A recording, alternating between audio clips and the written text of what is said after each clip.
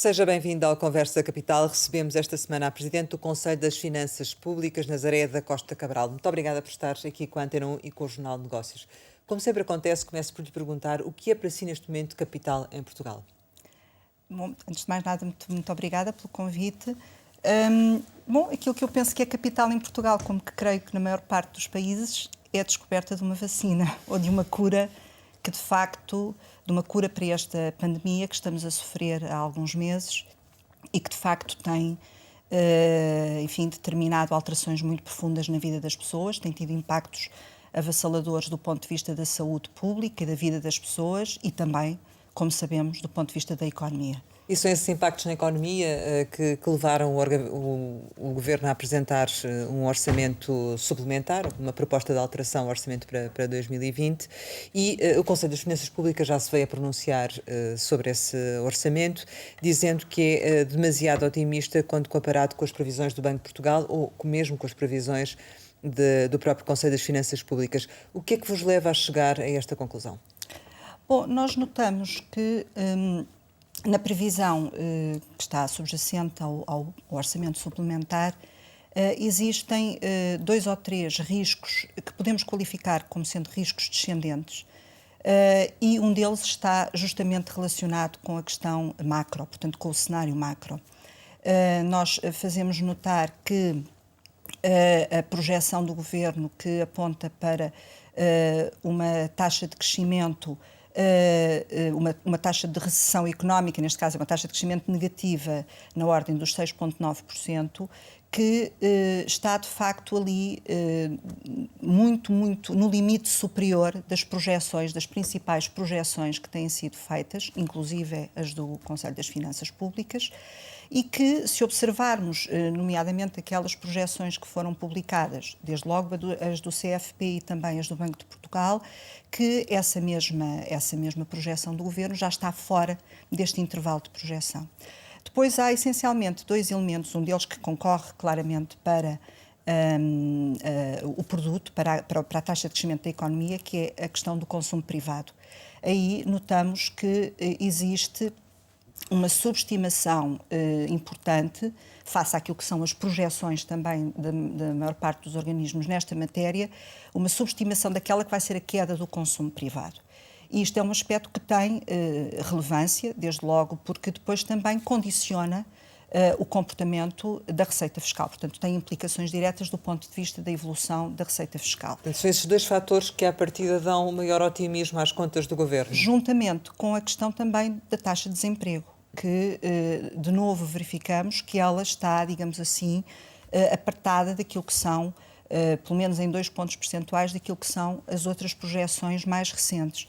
E, portanto, estes 2 aspectos que levam a que haja, por um lado, um decréscimo mais significativo do consumo privado. Por outro lado, associado porventura, enfim, a uma taxa de desemprego maior do que aquela que é esperada, uma diminuição das remunerações, isso concorre ou poderá concorrer para que, de facto, o comportamento da receita fiscal seja, digamos assim, ainda mais, a queda seja ainda mais pronunciada do que aquela que está prevista no cenário e na projeção do Governo. Mas isso faz com que a proposta não seja, do seu ponto de vista, transparente, que haja opacidade na proposta? Não, as nossas críticas desse ponto de vista prendem-se com outros aspectos, não é?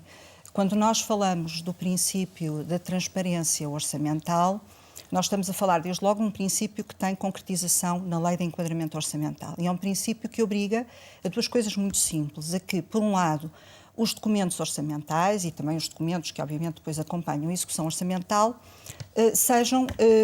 tenham elementos informativos suficientes para que todos aqueles que estão envolvidos na apreciação e acompanhamento desses documentos orçamentais conheçam, de facto, a informação relevante e possam, de facto, assim, perceber, compreender aquilo que está contido, as opções fundamentais que estão contidas nesses documentos orçamentais.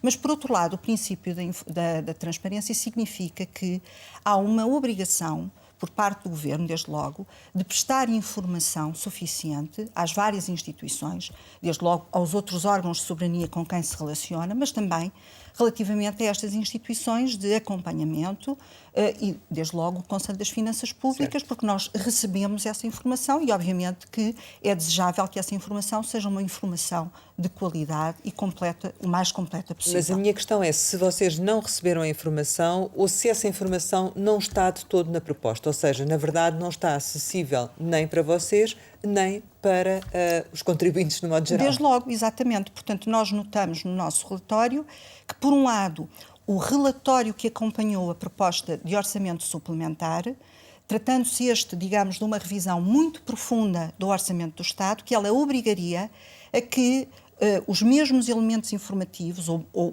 quase todos eles, que normalmente acompanham a proposta do orçamento, também estivessem agora. E que o próprio relatório que acompanha a proposta do orçamento fosse muito mais detalhado, digamos, na informação que é prestada à opinião pública em geral, e depois, desde logo, em particular aos deputados, porque são eles que vão receber e apreciar a proposta de orçamento, obrigaria a isso mesmo. Mas isso é uma falha técnica ou é propositado? Não sei, tenho que perguntar desde logo ao Governo, porque o Governo é que fez a proposta de Orçamento do Estado, ele é que elaborou o relatório que acompanha a proposta do Orçamento do Estado e, portanto, ele é que terá que dizer. Depois, o que nós verificamos foi que, no processo de interação, que é um processo que está, aliás, regulado num protocolo que existe entre o Conselho das Finanças Públicas e o próprio Ministério das Finanças, que esta interação, que é uma interação que implica uma troca de informações para clarificação de aspectos que possam não estar tão claros na proposta orçamental ou nos documentos que acompanham essa proposta. Que vocês pediram. Que nós pedimos em diversas ocasiões e, de facto, aquilo que verificámos foi que, embora tenha havido alguma clarificação, ela não foi total. Portanto, também não conseguimos saber no orçamento suplementar o impacto em concreto que cada medida tem. A grande dificuldade que nós sentimos foi essencialmente esta. Há aqui 3 ou 4 aspectos que ficaram por clarificar. Por um lado, a questão, digamos assim, de saber das chamadas medidas discricionárias de combate à pandemia, exatamente como é que elas se faziam refletir nos mapas orçamentais. Este foi um problema. Depois, uma questão que também tem que ver com questões muito técnicas, mas que são importantes, como é que se faz, por exemplo, a passagem da contabilidade pública para a contabilidade nacional. É uma informação que normalmente acompanha todos estes documentos orçamentais e, neste caso, ela não existiu. E depois há aqui uma outra questão, que é uma questão que tem que ver com a situação agora, que se prende, sobretudo, com o detalhe relativo às fontes de financiamento. Temos que uma boa parte das medidas vão ter financiamento, pelo menos é isso que essa indicação é dada desde logo no relatório, vão ter financiamento europeu, só que depois nós não percebemos muito bem como é que ele se reflete, por exemplo, em termos de dinâmica da dívida pública. O caso mais paradigmático que nós assinalamos no relatório é o novo programa SURE, que tem aqui um papel muito importante até no financiamento de todas estas medidas de apoio à atividade económica. Ora, nós não conseguimos perceber, diz-se que esse financiamento será na ordem dos 1.200 milhões de euros, é o que nos é dito no relatório, mas depois nós não sabemos, em termos de facto efetivos, como é que isto se projeta, como é que isto se vai aplicar, em termos por exemplo, no seu impacto na dinâmica da própria dívida pública. Não sabemos que este é um financiamento por via de empréstimos, é assim pelo menos que o modelo do SURE está pensado, e não sabemos exatamente depois como é que isto se materializa, tendo em conta a informação que nos é dada quanto aos seus valores, não é? É porque, na verdade, para o cidadão comum, quando olha para as previsões do Governo, olha para as previsões do Banco de Portugal que apontam para 9,5%, para o Conselho das Finanças Públicas de 7,5% e num cenário severo ainda é superior. Isto, não, de certo modo, não cria uma imagem de pouco crédito, não descredibiliza a posição do Governo, estes 6,9%? Aquilo que nós desejaríamos, obviamente que estamos num contexto de incerteza, e isso é um facto, mas aquilo que nós desejamos é que, apesar da situação excepcional que nós estamos, apesar das dificuldades que nós próprios já assinalámos de fazer projeções orçamentais neste contexto, o ponto fundamental é este, é que os princípios fundamentais não podem ser postergados. Isto é, se nós temos princípios de transparência, princípios que obrigam a que a informação que deve ser disponibilizada seja de facto disponibilizada, porque isto é fundamental até num contexto de incerteza, haver estes instrumentos de transparência é muito importante porque isto ancora a própria previsibilidade, a pouca que existe, mas ancora a previsibilidade dos agentes económicos. E a credibilidade. E a credibilidade, isto é, aquilo que se espera que venha a ser a evolução da política nos próximos tempos. E se este sinal básico, fundamental, não é dado, obviamente que isto depois torna as coisas, até a abordagem, a forma como olhamos para a resolução da crise, mais complicada, não é? Portanto, desde logo há aqui um passo institucional que tem que ser dado e que tem que ser preservado. Um passo institucional quando... No sentido da relação entre as instituições e, portanto, no sentido de mantermos, de facto, estas trocas de informação e que o próprio Governo, desde logo nos documentos orçamentais, mantenha, de facto, essa lógica de transparência e de divulgação de informação, que faz todo o sentido, digamos, num Estado de Direito democrático, faz todo o sentido. Mas este excesso de otimismo e falta de transparência ferem o orçamento de mortes, ou seja, o orçamento está completamente descredibilizado e será necessário um novo? Não sei, não posso responder a essa questão. Nós não sabemos também como é que vai ser a evolução das finanças públicas, a evolução da economia. Nós temos, de facto, um contexto de grande imprevisibilidade e de grande incerteza que paira sobre o país e paira sobre o mundo inteiro e, portanto, também sobre os países europeus, quanto àquilo que venha a ser a evolução. Portanto, eu não diria que ele está ferido de morte. Agora, de facto, pode, e aquilo que nós sabemos hoje é que há um aspecto que pelo menos nós sabemos, é que, ao contrário daquilo que se esperava no início, em que havia de facto essa esperança de que a recuperação económica fosse rápida e, portanto, que nós estaríamos aqui perante uma queda profunda, mas que depois rapidamente recuperaríamos, eu creio que hoje parece claro que isso não será bem assim. Ou seja, cada vez mais os sinais que nós temos é de que a recuperação não vai permitir nos próximos anos que tenhamos aquilo que tínhamos em 2019. Portanto, nós vamos isto vai ser preciso mais algum tempo, do ponto de vista da recuperação, mais tempo, mais anos, para que essa recuperação se dê. E isto acontece quer do ponto de vista económico, quer do ponto de vista orçamental.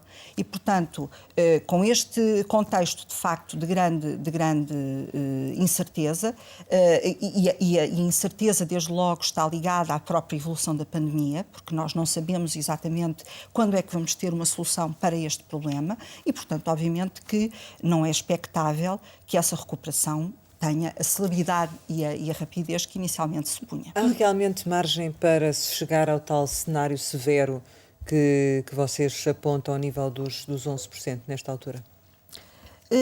Também não queria avançar por hora com essa afirmação. Temos que esperar, temos que aguardar para ver como é que o comportamento, agora neste segundo semestre, o comportamento da economia se faz. Há dois fatores que pessoalmente a mim me preocupam. Um tem que ver com a questão da evolução das encomendas, das nossas exportações, desde logo. Depois há aqui também a questão da evolução do próprio consumo privado e depois há, obviamente, a questão do turismo. Não é? Nós não temos, obviamente, sinais que são um bocadinho contraditórios. Enfim, a própria pandemia, aquilo que aconteceu nos últimos tempos, as coisas pareciam estar controladas e, de repente, parece ter havido aqui um passo atrás e, portanto, há aqui sinais, obviamente, preocupantes. Mas eu diria que, efetivamente, nós não poderemos ter recuperação, iniciar a tal trajetória de recuperação, enquanto estes elementos, que são elementos fundamentais para alicerçar a confiança, eles não estiverem reunidos. E, portanto, neste momento, obviamente, que a grande incógnita é saber também como evolui a pandemia e que confiança é que as pessoas, os agentes económicos e os consumidores, aqueles que utilizam os nossos serviços, e designadamente os serviços de turismo, irão ter relativamente a esta evolução. Agora, há um aspecto que eu também queria assinalar, é que, se nós olharmos para o orçamento suplementar, quer numa perspectiva de curto prazo, quanto àquilo que é o impacto no déficit orçamental, quer depois em termos de evolução da própria dívida pública, portanto, no mais longo prazo, há uma observação, e que aliás também já estava, nós também já tínhamos feito nos nossos próprios cenários, e que é isto, é que a deterioração do saldo orçamental, desde logo, ela é de facto muito devida ao cenário macro, àquilo que é a deterioração do cenário macro. Nós assinalamos que dos 13 mil milhões de euros de diferença entre o ligeiro excedente que estava no orçamento inicial. Portanto, era 515 milhões e passou para 12.579 milhões de euros. Exatamente. Exato. Esta diferença de 13 mil milhões de euros, 2/3 desta mesma diferença é justificada pela deterioração do saldo económico, do cenário macroeconómico. E, em especial, pela ação daquilo que são chamados estabilizadores automáticos. É o caso do subsídio de desemprego, por exemplo.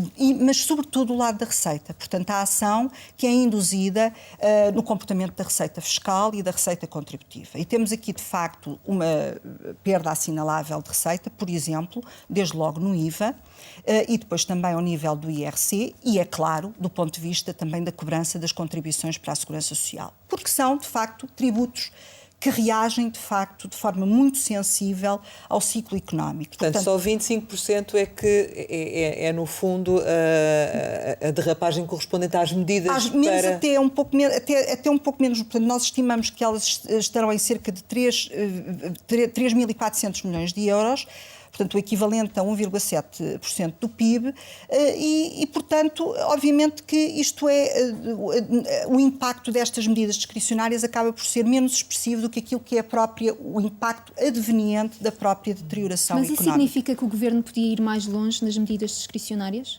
Bom, repare, nós temos aqui restrições. Não é? E essa é, aliás, um aspecto que o Conselho das Finanças Públicas tem assinalado por diversas vezes, que condiciona naturalmente a nossa capacidade de resposta, mesmo em comparação com outras economias, e que é o facto do nosso ponto de partida ser menos favorável do ponto de vista, desde logo, da dívida pública. Portanto, mas o Governo está já a esgotar todo o limite até às restrições que tem? Bom, não sei. Também eu creio que neste momento, de novo, repito, tudo depende da dinâmica económica. Vamos ver como é que a evolução da cobrança de receita fiscal e contributiva da Segurança Social evolui até ao final do ano, porque também, obviamente, daí teremos também poderemos ter uma diferente apreciação da situação. E depois, obviamente, há aqui uma incógnita, que é a questão europeia, não é? Saber como é que muitas destas medidas que estão agora contempladas, e algumas aqui já mencionámos, indo buscar financiamento em instrumentos europeus, como é que isto de facto se materializa, qual é que vai ser o montante afinal das ajudas europeias e, portanto, obviamente que temos aqui desafios importantes. Mas já agora também, quando olhamos para a questão da dívida pública, portanto, na tal perspectiva de longo prazo, eu estava a mencionar que, efetivamente, temos aqui um ponto de partida mais desfavorável do que, porventura, outras economias, porque já tínhamos um rácio de dívida elevado no produto, acima da média da União Europeia.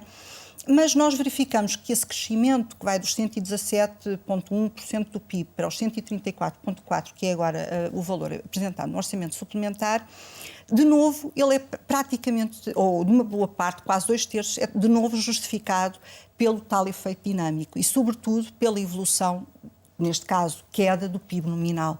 E, portanto, o impacto que nós vemos depois das outras componentes, nomeadamente ao nível do saldo primário e depois a componente residual do ajustamento de déficit-dívida, contribui menos do que aquilo que é o contributo que resulta do PIB nominal. E, portanto, eu estou certa que aquilo que é, quer no curto, quer no médio prazo, a capacidade das nossas finanças públicas recuperarem deste choque brutal que neste momento estão a sofrer, eu acredito que essa recuperação estará muito dependente da própria recuperação económica. Portanto, porque é de facto esse o grande fator que está a condicionar, quer no que diz respeito ao saldo, quer no que diz respeito à dívida, aquilo que é, digamos, esta deterioração muito significativa das nossas contas públicas. E, nomeadamente, em relação à dívida pública, eu creio que aquilo que é fundamental para Portugal nos próximos tempos é que nós saibamos manter um circuito virtuoso de termos recuperação económica rápida associado a baixos custos de financiamento. Portanto, é aqui que reside, de facto, a capacidade de nós rapidamente regressarmos à trajetória que estávamos a ter de redução progressiva, mas significativa da nossa dívida no produto. Mas os baixos custos de financiamento, à partida, estarão garantidos. Já a recuperação económica, sendo que partíamos aqui de um ponto em que tínhamos realmente uma estrutura produtiva muito dependente do turismo, nomeadamente o setor que também é uma incógnita em termos de recuperação, e eventualmente surgem as maiores dúvidas, não é? Ou seja, mesmo quando esta diferença de cenários está efetivamente nessa questão da recuperação económica. É verdade, eu também, obviamente que nós temos aqui agora um grande desafio pela frente, que não é só no imediato. No imediato temos esta necessidade urgente de manter rendimentos, de manter viva a capacidade produtiva do país, isso parece-me claro, mas agora temos um desafio também de longo prazo, não é? É que temos fragilidades estruturais na nossa economia. Desejavelmente, e há quem usa, eu não gosto muito de usar esta ideia de uma oportunidade, portanto, quando estamos numa situação tão grave, mas há quem afirme que pode haver aqui uma oportunidade. Mas olhando para o orçamento suplementar, vê efetivamente uma oportunidade? Bom, eu creio que neste momento nós estamos ainda, o programa de estabilização falava precisamente das várias fases, não é? Da fase de emergência, da fase de estabilização e da fase de recuperação. E eu creio que o orçamento suplementar nós estamos ainda aqui nas duas primeiras fases. Estamos numa fase de emergência, dá resposta à emergência e dá resposta à estabilização. Ele não é ainda um orçamento pensado para a recuperação. Portanto, ele está, porque nós ainda não superámos estas duas fases iniciais. Nós ainda estamos numa fase que ainda é de emergência ou de pós-emergência e estamos agora a tentar a estabilização. Mas não é, de facto, ele não está pensado para ser um orçamento de recuperação. Então isso significa, insistindo um pouco na questão que há pouco a Susana lhe colocava, que é, ainda há, do seu ponto de vista, margem para novas medidas de suporte à economia que venham depois a dar o passo para a recuperação? Temos que ver de novo, e eu, portanto, reitero aquilo que disse, é muito importante a forma como a recuperação económica, como a economia começa, de facto, a progredir. Vamos ver se as pessoas que neste momento estão em layoff regressam ao trabalho, se as empresas retomam a sua atividade, se retomam, digamos assim, se é possível retomar os níveis de cobrança fiscal e contributiva para a segurança social. Sabemos que muitas destas medidas são medidas temporárias, não é? E que têm um prazo que é curto e, portanto, vamos ver quando, digamos assim, ultrapassado, quando o impacto destas medidas for ultrapassado, se as empresas estiverem, de facto, a retomar a sua atividade, obviamente não será total, mas pelo menos parcialmente, como é que isso se refletirá nas contas públicas? E, portanto, teremos que aguardar o evoluir dos acontecimentos. Esse momento posterior também vai ser o momento em que as empresas vão pagar um pouco a fatura daquilo que, como se costuma dizer, foi empurrado com a barriga, ou seja, vai ser o momento em que os bancos também vão começar a olhar de forma diferente, em que as moratórias vão terminar, as linhas de crédito vão ter também os seus efeitos. Esse momento também não será um momento propriamente fácil, não é? Pois não, obviamente que não. Aliás, nós há pouco falávamos dos riscos que nós temos descendentes que não estão só no cenário macro, também estão nestas dimensões que depois, em última análise, têm efetivamente ou podem vir a ter um impacto orçamental ou um impacto financeiro e, obviamente, que neste momento a sociedade criou mecanismos de partilha de risco. Isto é, todos partilham um bocadinho, não é? Os arrendatários com os proprietários com os arrendatários, os trabalhadores com as suas entidades empregadoras, os bancos com os seus clientes. Portanto, há mecanismos, digamos, internos de partilha de risco. Mas também há um mecanismo, foram criados mecanismos de partilha de risco públicos com o envolvimento do Estado. E a verdade é que muitos destes mecanismos de partilha de risco vão terminar e nós não sabemos como é que eles vão terminar, como estava a mencionar. Ou seja, por exemplo, ao nível da cobrança de receita fiscal que ficou por fazer, ou da cobrança de receita contributiva que ficou por fazer em virtude da criação destes mecanismos do layoff e mecanismos deste tipo.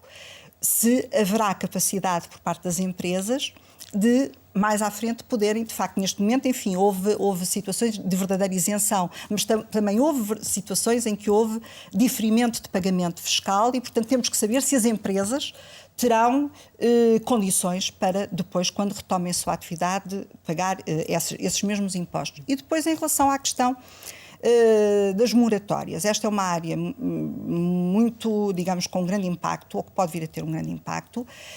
Um dos riscos que nós assinalamos é precisamente este risco descendente associado a um conjunto de responsabilidades contingentes, nomeadamente aquilo que nós qualificamos, pode ser qualificado como chamada dívida acessória, que está muito ligada, neste caso, a garantias que foram dadas pelo Estado no contexto, nomeadamente, de créditos bancários. E, obviamente, que, para além de seguros que o próprio Estado também assume agora no orçamento suplementar, basta dizer que o limite, por exemplo, para as garantias é na ordem dos 13 mil milhões de euros, portanto, que é um valor muito expressivo. Isto é uma coisa que não está muito mencionada, mas que importa talvez assinalar, que para efeitos da autorização pelo Parlamento destas garantias dadas pelo Estado, por um lado, e dos seguros que foram também agora aprovados, ou que estão pelo menos na proposta do Governo, o limite subiu de forma muito expressiva, mais de 18 mil milhões de euros, para efeitos de autorização. Não quer dizer que ele seja todo esgotado, certo, mas de facto temos aqui um valor na ordem dos 20 mil milhões de euros. Portanto, é de facto um valor muito significativo que pode determinar as tais responsabilidades contingentes, isto é, caso os devedores principais não paguem, que seja o Estado, enquanto garante, enquanto devedor acessório, que seja acionado para, obviamente, pagar.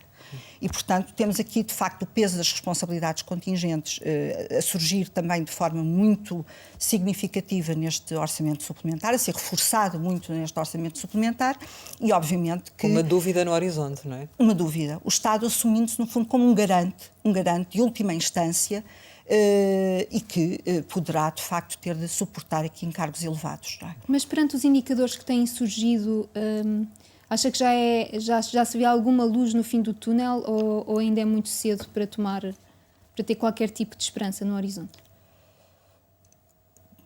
Bom, eu não quero ser excessivamente pessimista, não é? Nós temos que ser... A situação já de si é muito difícil, é muito complexa, não é? Nós temos agora desafios, quer no curto prazo, quer depois no longo prazo, temos desafios muito complexos pela frente, não é? Nós temos, do ponto de vista, digamos assim, por um lado, este grande desafio da recuperação económica, que, como eu mencionava, é crucial, mesmo para as finanças públicas. Portanto, este é o fator que eu assinalaria como sendo preponderante.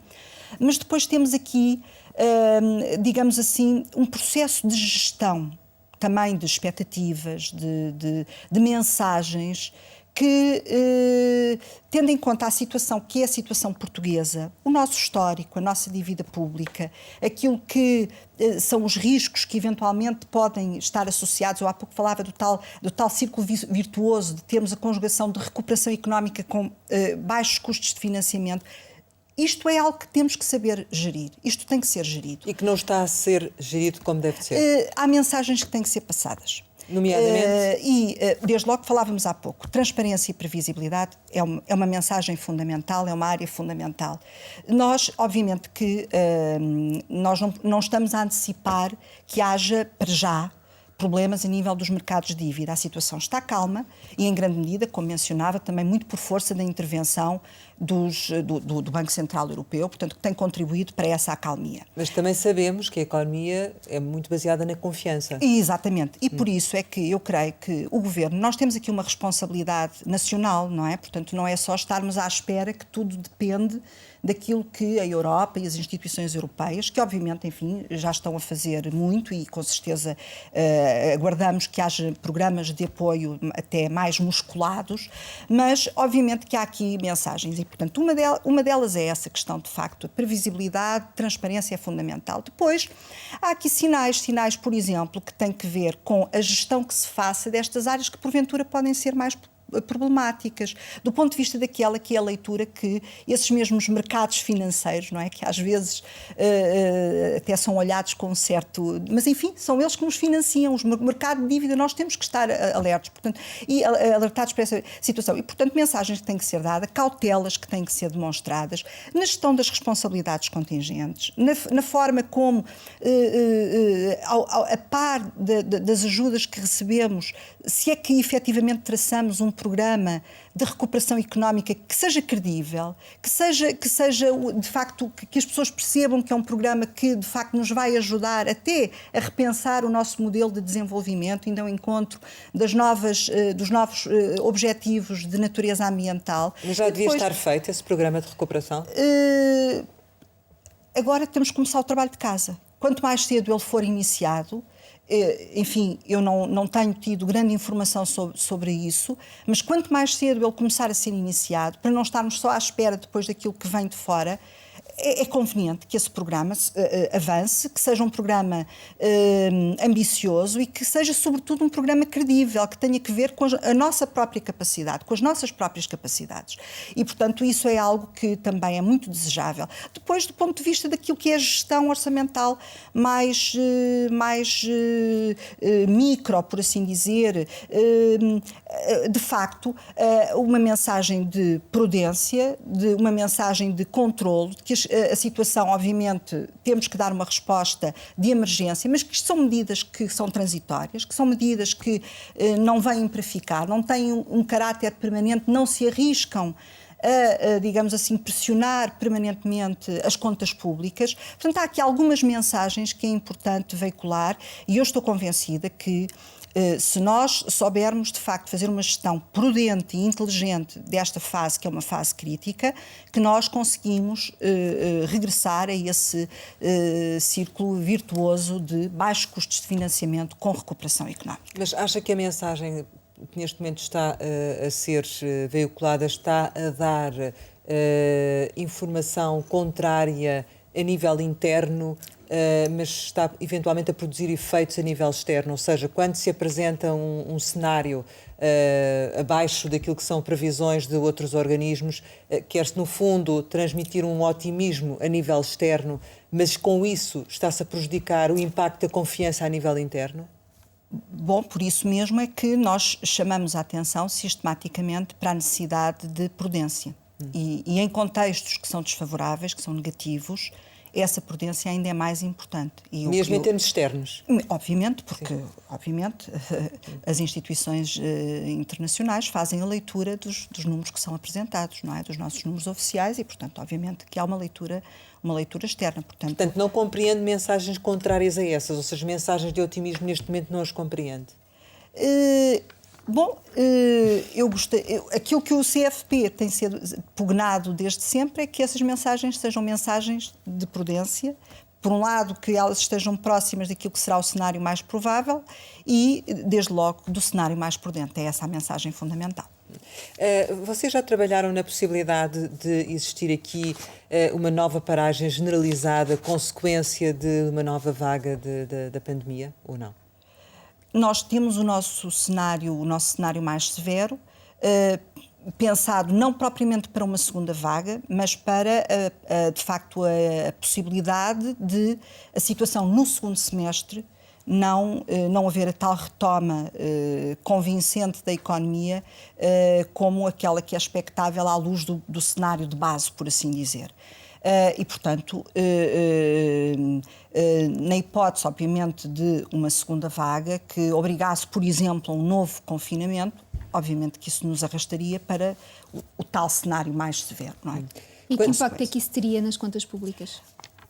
Agora, teríamos que, obviamente, como sabe, o Conselho das Finanças Públicas fez este exercício agora e nós vamos atualizar em setembro as nossas projeções, portanto, de acordo com aquilo que for depois a evolução, entretanto, verificada. Portanto, neste momento, não lhe consigo, nós estamos com estes dois cenários, não é? Assumimos como cenário de base aquele, não é? É o cenário que é o nosso ponto de partida e, portanto, agora temos que verificar como é que os próximos meses e como é que corre, por exemplo, a cobrança de receita fiscal. Mas mesmo no caso do cenário mais severo, este orçamento serviria ou seria necessário um novo orçamento suplementar? Nós estamos no nosso relatório a mencionar que há aqui, de facto, uma perspectiva de subestimação, digamos, daquilo que é a queda, desde logo do produto, mas depois de certas componentes do produto que podem comprometer de facto, a cobrança de receita fiscal. E levar a um novo orçamento retificativo. Não lhe posso responder, obviamente, que não lhe posso. Essa é uma hipótese que existe em termos teóricos, em termos legais, é uma possibilidade que existe. Nós já temos tido, por algumas ocasiões, anos em que foi preciso fazer mais do que um orçamento retificativo. Portanto, essa hipótese não está afastada, mas ela, neste momento, também não estamos a equacionar, não é? Mas que margem é que o orçamento suplementar, desenhado como está, que margem de uma contração económica superior é que acomoda? Obviamente que se a contração económica for maior e, portanto, se a queda da receita tiver que ser ainda mais expressiva, das duas uma, ou aquilo que são os limites de despesa agora fixados, o novo aumento de despesa que agora está fixado e que resultou quer da proposta inicial, quer das propostas de alteração apresentadas pelos deputados. Das duas uma, ou de facto a receita existente é suficiente para acomodar essa despesa, ou se ela crescer para lá, ou for necessário aumentar ainda mais a despesa para lá daquilo que efetivamente está previsto neste orçamento agora aprovado, obviamente terá que ser feito um orçamento suplementar. Mas isso tudo depende, de facto, do comportamento da receita pública, do comportamento da despesa pública em função daquilo que for a evolução da própria situação pandémica e situação económica. Quanto é que precisamos de crescer para chegar à fase da recuperação económica, do vosso ponto de vista?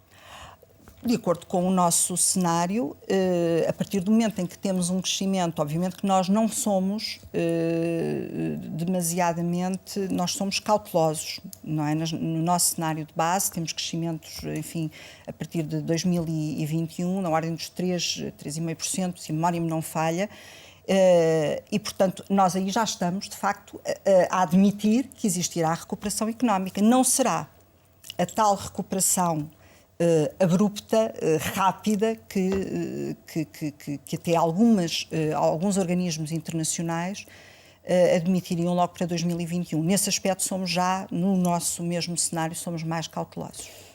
No momento em que estamos a gravar, sabemos que o Estado vai passar a ter 70% da TAP e depois o restante, enfim, com outro acionista e com os trabalhadores, e que esse empréstimo que o Estado português vai fazer à TAP pode atingir os 1.200 milhões de euros em vez dos 946 milhões que estavam considerados na proposta de alteração do Orçamento de Estado para 2020, no Orçamento Suplementar.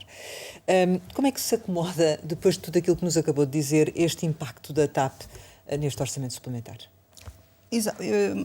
Muito obrigada por essa questão. De facto, nós, no dia de hoje, também ainda não sabemos exatamente qual vai ser o desfecho total, como é que vai ser esta operação em termos definitivos. Também não sabemos exatamente se os valores vão ser, de facto, o máximo que a Comissão Europeia autorizou.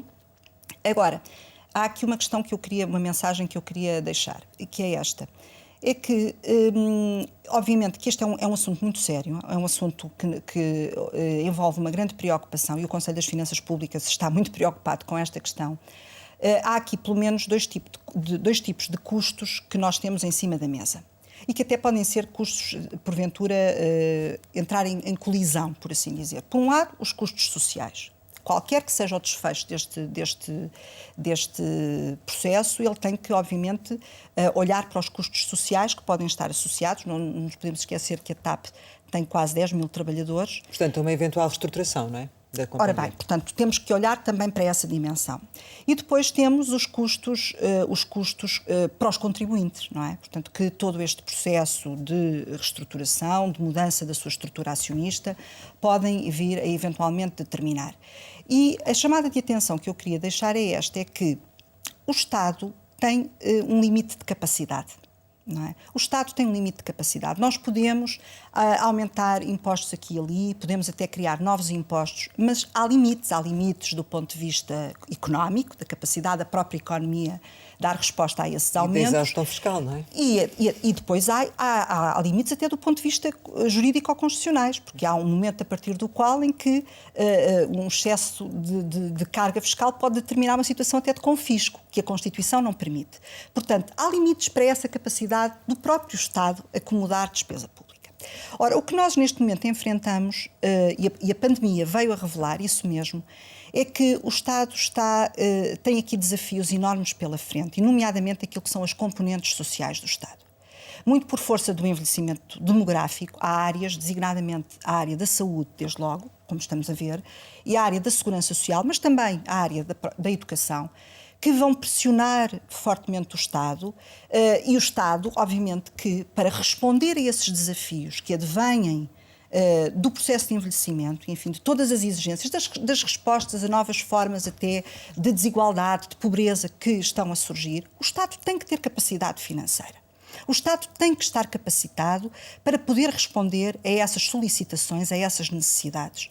Ora, se nós temos, de facto, depois, como tivemos depois da crise financeira, exigências sobre o Estado adicionais que vêm ou do setor financeiro, portanto ainda temos, como sabemos, esta fatura agora por pagar.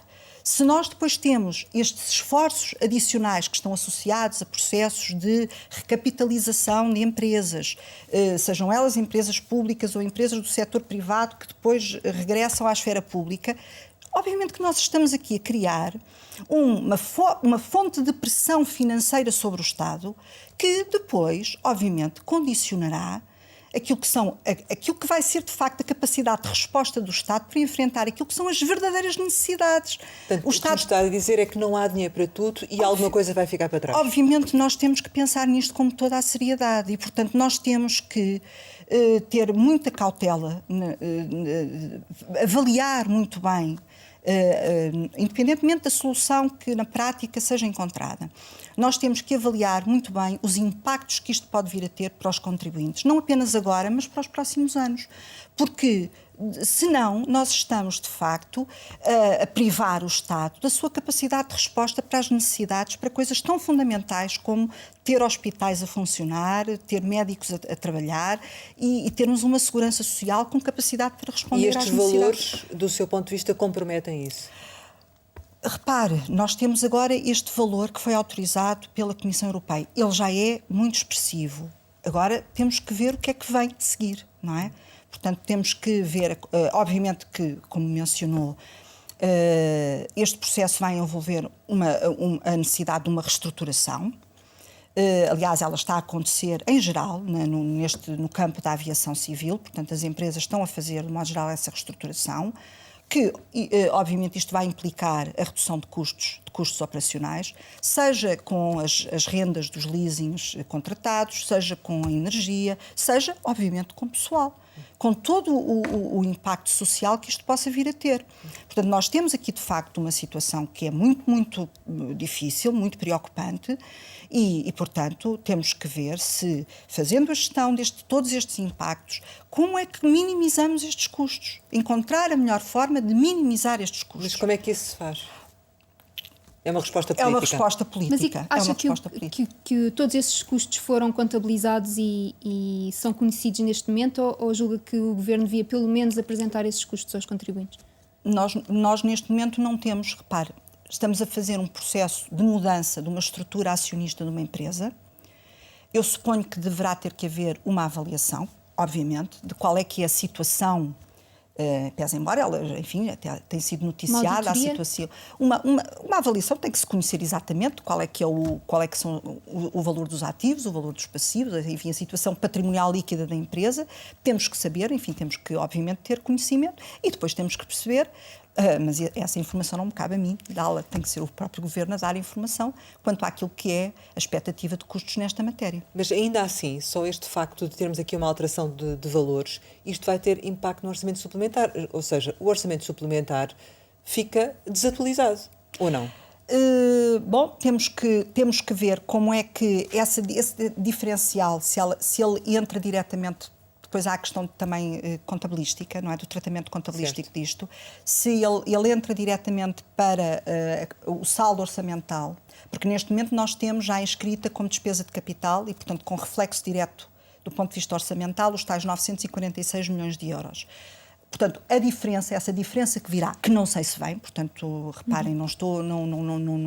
Mas caso venha, não é? Caso venha, temos que ver qual vai ser o seu tratamento contabilístico desde logo, não é? Porque ela pode ter implicações do ponto de vista da dívida, mas não diretamente do saldo, mas isso também, em grande medida, cabe ao próprio Instituto Nacional de Estatística, uma avaliação que desde logo terá de ser feita. A própria avaliação da TAP enquanto entidade pública, não é? Saber se ela entra ou não no perímetro, temos que ver. Depois é uma análise contabilística que, de novo, neste caso será o INE a fazer. Mas uma nacionalização teria impactos, então, ainda superiores, ou não?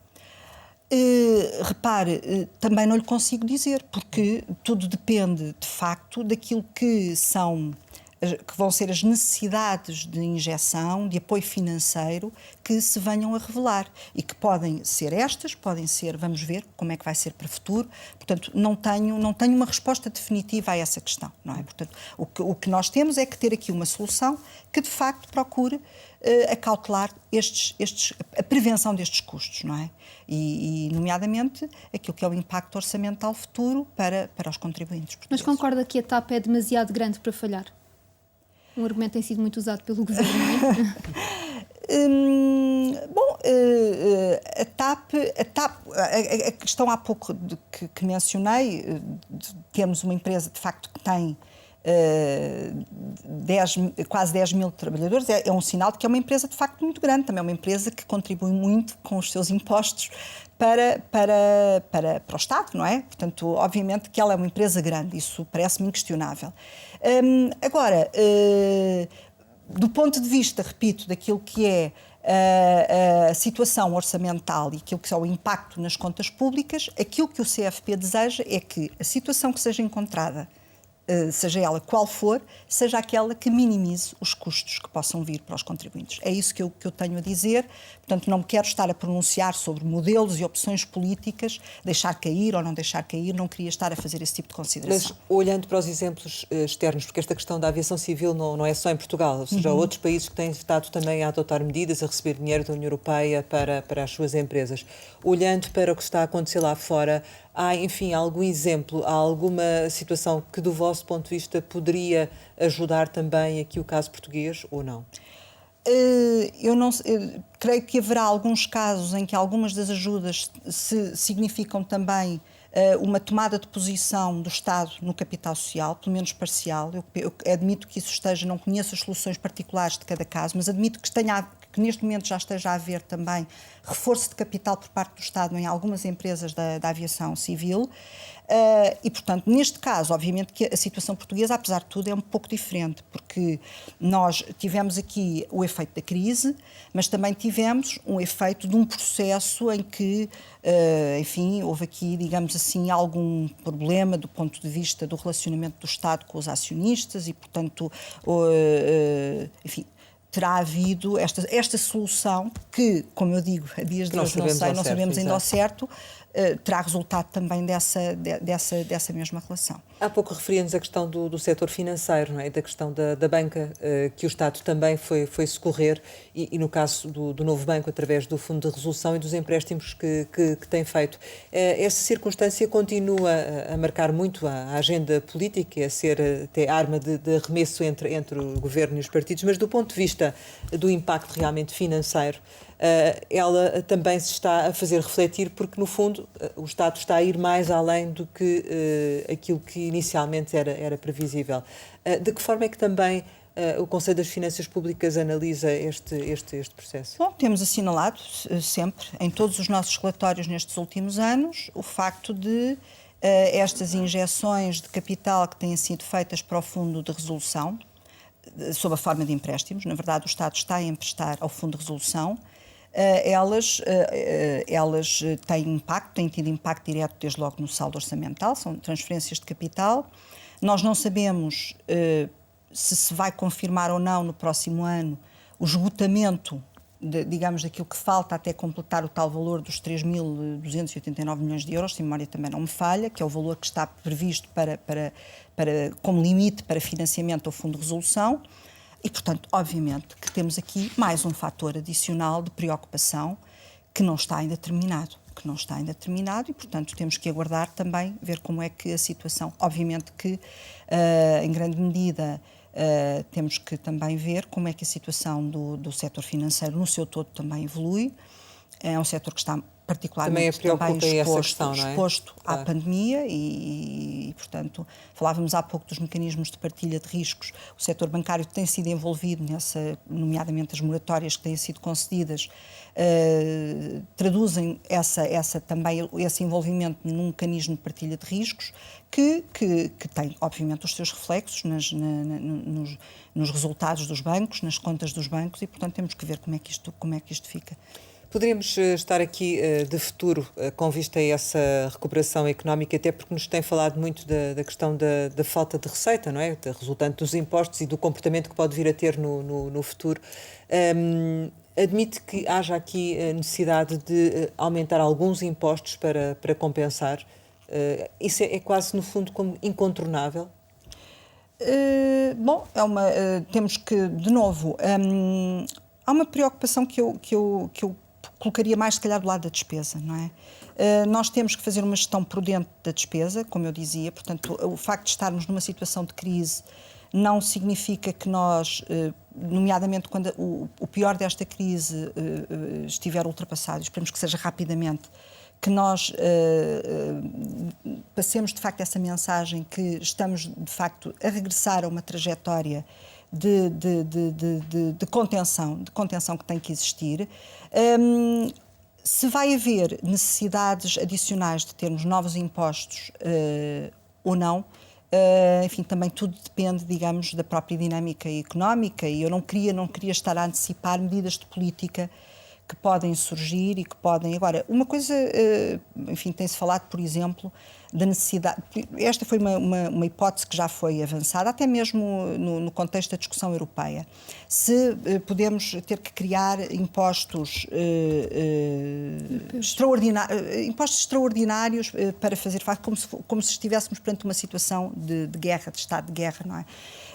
Assim, quer dizer, esta proposta não me chocaria para soluções de emergência e respostas de emergência, obviamente, desde que definida com características transitórias, temporárias, agora, obviamente, tudo dependendo da base de incidência objetiva, subjetiva e daquilo que é expectável em termos de cobrança de receita.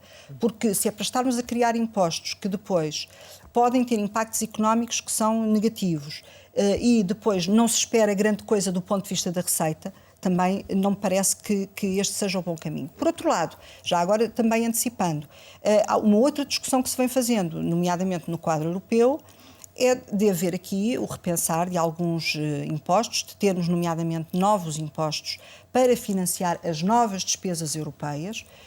E aí, creio que a questão da economia digital, por exemplo, é uma área de que se tem falado bastante, pode ser um caminho a seguir, nomeadamente para financiamento agora destas medidas de recuperação que a União Europeia está a equacionar. Essas medidas, por exemplo, como aquela que foi imposta à banca de um complemento solidário, poderiam também ser mais desenvolvidas a outros níveis, a outros setores, ou não? Temos assistido, repare, nós temos, nos últimos anos, temos assistido à proliferação deste tipo de contribuições, que, aliás, posso dizer que me parecem até duvidosas do ponto de vista da sua natureza jurídica. Eu já ouvi vários fiscalistas que consideram que este adicional que foi agora criado, esta contribuição de solidariedade que foi criada, que é um verdadeiro imposto, nem sequer é uma contribuição financeira. E, normalmente, nós assistimos, e até já tive a oportunidade de o dizer numa conferência, que nós assistimos à proliferação deste tipo de instrumentos quando quando estamos próximos de uma situação de exaustão fiscal. Isto é, quando o Estado já não consegue encontrar, não tem grande espaço orçamental para encontrar outras fontes de receita e depois começa a usar estes instrumentos, que depois são muito duvidosos, porque muitas vezes eles oscilam, não sabemos bem se na sua base está um princípio de equivalência fiscal ou um princípio de capacidade contributiva. Eles não são claros quanto aos objetivos que se propõem, as formas como eles são afetados a vários tipos de despesa, a consignação dessa receita a várias formas de despesa, por vezes também é duvidoso que devessem ser para ali e não para outro tipo de despesa. Portanto, são instrumentos que acabam por servir como soluções, não é, de último recurso quando o Estado precisa, de facto, de encontrar meios adicionais de financiamento. E às vezes os fins económicos, internalização de custos, por exemplo, que estão subjacentes à sua criação, acabam por ser, afinal, menos importantes. Não é? Mas ainda assim, o que é preferível? Ou seja, acha que estamos numa situação de exaustão fiscal neste momento ou não? Não, neste momento nós estamos numa situação de retração da cobrança de receita fiscal por força da situação económica, não é? Da situação económica gravíssima. Mas numa situação normal já estaríamos na exaustão? Nós estaríamos, de facto, nos últimos anos temos assistido a um aumento da carga fiscal, portanto até 2019 assistimos de facto a esse aumento da carga fiscal. Agora, há um debate que falta fazer no país, não é? E também já chamei a atenção para isto, é que às vezes não é só o valor em bruto, não é? Do peso da receita fiscal e contributiva no produto que interessa avaliar, é saber que impostos é que lá estão. E como é que estes impostos, na interação uns com os outros, como é que eles, de facto, contribuem para aquilo que são os objetivos de um Estado moderno, avançado, quer do ponto de vista da promoção do crescimento económico e da competitividade do país, mas também do ponto de vista da correção das desigualdades económicas, das injustiças que eventualmente possam existir. Ora, este debate é um debate que não está feito no nosso país. Começou-se a pensar nisso ainda durante a anterior legislativa, por exemplo, aquele grupo de trabalho que foi feito, que identificou, por exemplo, a questão dos benefícios fiscais. Isso era um trabalho que era importante fazer, portanto, o trabalho de identificação e, nomeadamente, do grau de eficácia dos benefícios fiscais. Agora, isso é um primeiro passo. O passo que nós temos que efetivamente dar é saber se o nosso sistema fiscal é o sistema fiscal de que o país precisa, tendo em conta os desafios de crescimento económico, e agora, com a recuperação económica, vamos novamente colocar esta questão, se é o sistema fiscal que o país precisa, se é o sistema fiscal que está estruturado da melhor forma para responder, de facto, aos incentivos que é preciso dar às empresas, à economia, mas também, obviamente, sem comprometer aquilo que são as exigências de justiça social. Haverá margem nos próximos anos para baixar impostos, nomeadamente o IVA da eletricidade, que é uma questão que ficou prometida para este ano? Haverá margem para isso ou não? Temos que ver. Há várias questões que podem comprometer aquilo que eram objetivos, enfim, não apenas do Governo, mas, segundo creio, de outras forças políticas, não sei, portanto não me quero estar a pronunciar, cabe ao Governo fazer essa avaliação. Mas acharia prudente avançar com uma redução do IVA da eletricidade com o impacto orçamental que tem neste momento? Bom, com as exigências de despesa pública, e se não houver recuperação económica significativa, enfim, acho que não me parece que isso seria positivo do ponto de vista do seu impacto orçamental, das contas públicas. Portanto, é só desse ponto de vista que agora gostaria de me pronunciar. Do lado da despesa, também necessariamente, do seu ponto de vista, haverá implicações, não é? E vai ser necessário fazer uma redução dessa despesa e, ao mesmo tempo, temos um discurso de aumentos na função pública. Isto faz sentido para si?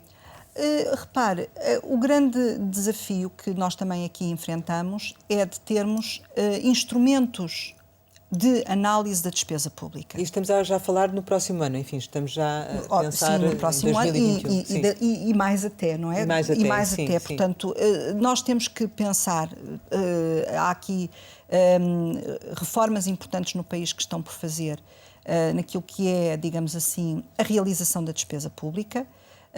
Uma área que o CFP considera sempre muito importante, nomeadamente aquilo que se prende com a concretização plena da Lei de Enquadramento Orçamental, nomeadamente ao nível da programação orçamental. Portanto, é um desafio que levaria a uma gestão mais racional e a uma gestão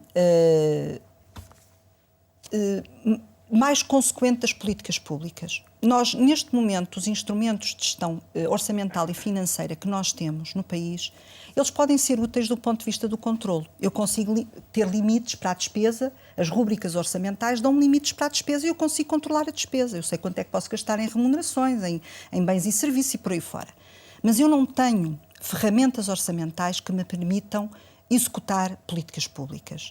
Isto é, instrumentalizar o orçamento a objetivos de política, ter programas orçamentais com objetivos claros. E plurianuais, não é? Plurianuais, com metas claras, com atividades, com quantificação de objetivos, com um envelope financeiro associado a esses programas, onde se diga efetivamente o que é que o gestor pode gastar dando-lhe autonomia, dando-lhe, digamos assim, flexibilidade de gestão, mas ao mesmo tempo com mecanismos de avaliação e de responsabilização, com mecanismos de avaliação de desempenho, porque o sistema orçamental que nós temos é, desse ponto de vista, um sistema muito pobre.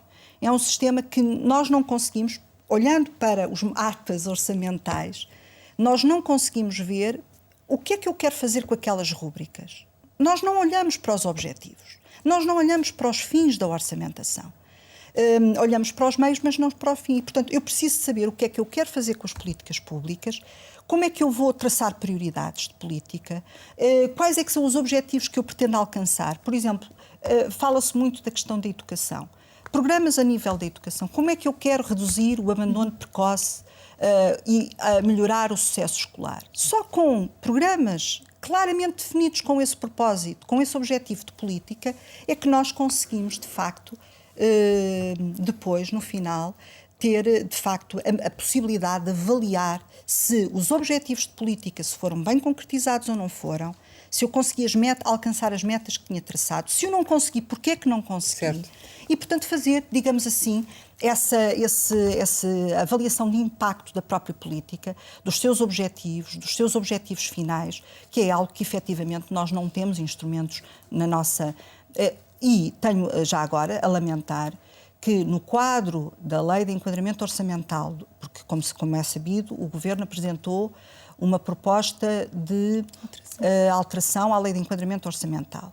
Esta área dos programas, juntamente com uma outra área muito crítica, que é a área da contabilidade em base de acréscimo, são áreas que foram adiadas, por um lado, na sua concretização, e algumas até limitadas do ponto de vista do seu impacto, e isto não é bom para aquilo que se pretende, que é, de facto, num contexto de recursos escassos que temos, em que é preciso fazer opções, nós alocarmos os recursos onde eles, de facto, são necessários e sabemos usar esses recursos com a máxima racionalidade, com a capacidade de avaliação máxima e de maneira a podermos aferir da própria eficácia das políticas. Senão não conseguiremos, de facto, ultrapassar estes óbices fundamentais. Mas dentro da revisão da Lei de Enquadramento Orçamental, como é que vê o reforço do CFP, sobretudo quanto à análise do desvio do saldo estrutural? Vai no bom sentido? Bom, essa alteração foi uma alteração que, aliás, nós já tínhamos assinalado a quando da versão inicial. Havia ali, nesses dois artigos, 23 e 24, aspectos pouco claros, desde logo do ponto de vista da redação dos próprios preceitos, e que eu acho que, de certa forma, estão ultrapassados aqui com esta proposta de alteração. Nesse aspecto, temos-nos a congratular com esta alteração, porque ela, de facto, clarifica o envolvimento do CFP, quer no momento da identificação, do desvio significativo, na identificação das causas que podem justificar esse desvio, nomeadamente estarmos ou não perante circunstâncias excepcionais, e depois, durante, digamos assim, a própria correção, no processo de correção desse mesmo desvio. Nós pensamos que ainda se poderia ter dado um passo mais, nomeadamente na intervenção, para efeitos de encerramento do processo de desvio, e estamos neste momento a trabalhar nesse parecer que depois iremos evidenciar esse aspecto. Temos de terminar, mas eu ainda queria aqui, sobre o orçamento do próximo ano, perguntar-lhe muito diretamente se, do seu ponto de vista, há ou não margem para aumentar a despesa, nomeadamente com aumentos de salários na função pública.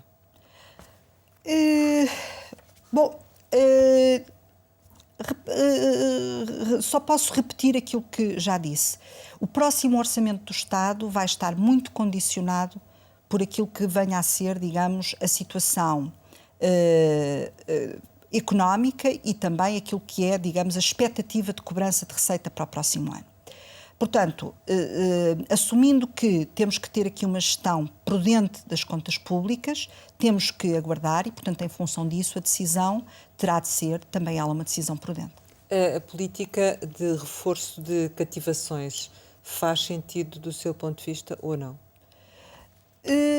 Repare, ela é um instrumento que pode servir, e também já o dissemos, como elemento de acompanhamento da execução orçamental. nomeadamente para evitar que determinado tipo de derrapagem eventualmente possa existir. É um instrumento antigo. Se me pergunta que ela deve ser usada com propósitos mais estruturais, nomeadamente para efeitos de obtenção de melhorias orçamentais, para efeitos de melhorar o próprio saldo orçamental, eu diria que não. Mas antevê que isso aconteça? Não antevejo, não sei se isso vai acontecer. Mas e que sinal é que dá a subida de João Leão para Ministro das Finanças, ele que é visto como o artífice das cativações? Não me queria pronunciar sobre. Nós, no Conselho das Finanças Públicas, nós temos muito cuidado, não nos pronunciamos sobre as pessoas. Mas que já era expectativa secretário, que tem? repare, Sim, nós já conhecíamos, obviamente, então o Dr. João Leão, o professor João Leão, era secretário de Estado do Orçamento. Temos tido uma articulação sempre profícua, não é? Como eu digo, enfim, assinalei os problemas de transparência no início desta entrevista, que eu espero que não sejam de maneira nenhuma uma situação que tenha vindo para ficar e que isto seja explicado pelo contexto de facto excepcional que estamos a viver, mas que efetivamente as coisas melhorem nos próximos contactos. E, portanto, estamos a aguardar aquela que vai ser, digamos, a sua atuação, as suas decisões políticas, a forma como articula com as várias instituições, a questão da promoção da transparência. Portanto, é isso. E temos, obviamente, a desejar que, no que toca à relação com o CFP, que tem sido sempre uma relação, como eu digo, profícua e leal do ponto de vista institucional, que tudo isso se mantenha. Chegamos ao final e, como habitualmente, lançamos algumas palavras para uma resposta rápida. A primeira é a Faculdade de Direito de Lisboa. É uma espécie de segunda casa. É uma espécie de segunda casa, é a alma mater, não é? Mas acabei por estar muitos anos dedicada à faculdade e hoje tenho uma espécie de relação, de uma grande ligação afetiva à própria Faculdade de Direito. Teodora Cardoso. Olha, é uma economista muito conhecida do país. E eu creio que é uma pessoa extraordinária, uma mulher extraordinária, porque além de ser uma pessoa independente do ponto de vista intelectual, ela teve uma vida independente, não é? Teve e tem uma vida independente, uma vida em que, de facto, se afirmou pelas suas qualidades profissionais, num mundo, aliás, habitualmente masculino. E, portanto, acho que é notável desse ponto de vista. Serviço Nacional de Saúde. Uma necessidade e uma preocupação. Layoff. Uma medida que eu espero que seja temporária. Mário Centeno. Bom, ex-ministro das Finanças e, segundo queremos, indicado para ser o próximo governador do Banco de Portugal. Envelhecimento.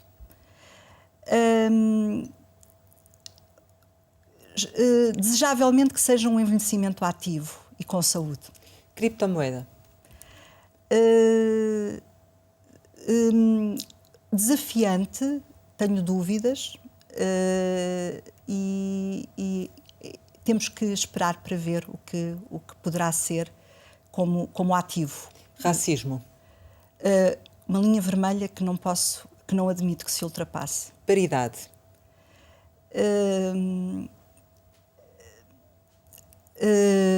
Necessária, mas sabendo que homens e mulheres são diferentes.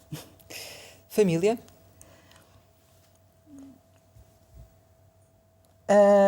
Um desafio constante e também uma fonte de preocupação e de, como mãe galinha que sou, sobretudo um desafio e uma preocupação. Amigos. Tenho poucos, mas bons. Sonho.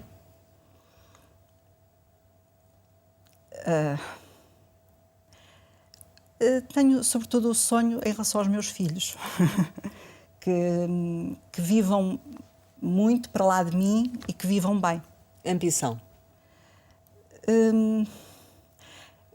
Sobretudo, de reconhecimento pela minha seriedade e pela minha capacidade enquanto académica e investigadora. Lealdade.